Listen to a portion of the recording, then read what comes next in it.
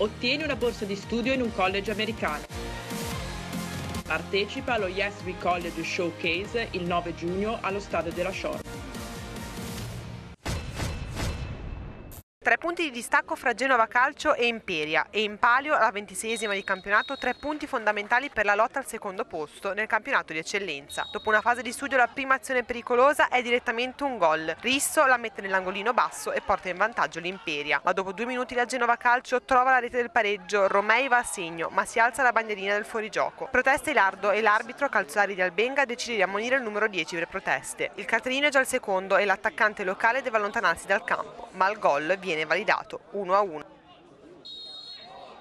21esimo, l'Imperia non sfrutta la disattenzione difensiva dei padroni di casa con Tangredi che mette in difficoltà Dondero che riesce a salvarsi in 2 tempi. Episodio Ramaviola al 27esimo nell'area ospite, viene atterrato Costa ma per il direttore di gara non ci sono gli estremi per il rigore e viene ammonito il difensore genovese. Quando mancano 4 minuti alla fine del primo tempo Castagna ruba palla a Dondero, lo supera e firma il gol della rimonta imperiese. Rivediamo le immagini per valutare il fuorigioco chiesto dalla Genova Calcio.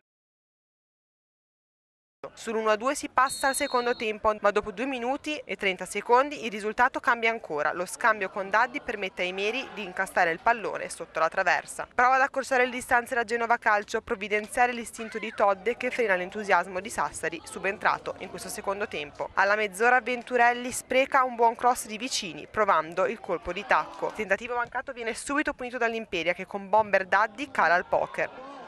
Non molla però la Genova Calcio che nonostante l'inferiorità numerica ci crede fino all'ultimo e nel giro di 5 minuti segna 2 gol, prima con il pallonetto di Venturelli e poi con Sassari. Ha azzeccato i cambi mister Balboni. A 2 minuti dal termine, dopo la sfortuna di aver preso 2 pali consecutivi, esplode la gioia dei locali perché Venturelli pareggia i conti 4-4, ma dopo la splendida rimonta all'ultimo istante la beffa per i padroni di casa. Canu chiude i giochi sul 4-5 per l'Imperia. Dure le proteste per l'assegnazione della rimessa dell'Imperia. L'azione ha scaturito il gol, tanto nervosismo sul finale per le scelte arbitrali. Nonostante la clamorosa rimonta della Genova Calcio in inferiorità numerica, è l'Imperia a conquistarsi 3 punti e raggiungere il secondo posto.